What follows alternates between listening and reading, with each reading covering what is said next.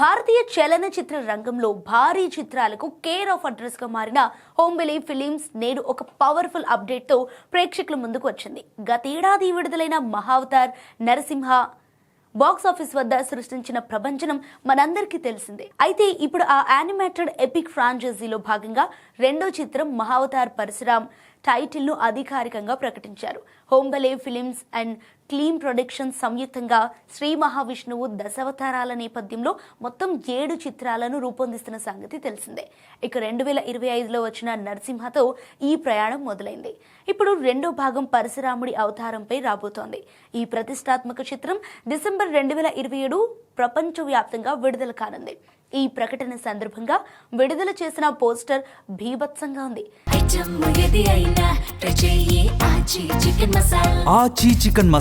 ధర్మం పతనమైనప్పుడు పరశు గొడ్డలి లేస్తుంది అనే ట్యాగ్ లైన్ తో ఈ పోస్టర్ వైరల్ అవుతోంది. అధర్మానికి అంతం చేసి లోకంలో ధర్మాన్ని నిలబెట్టే పరశురాముడి పాత్రను దర్శకుడు అశ్విన్ కుమార్ అత్యంత శక్తివంతంగా తెరకెక్కిస్తున్నారు.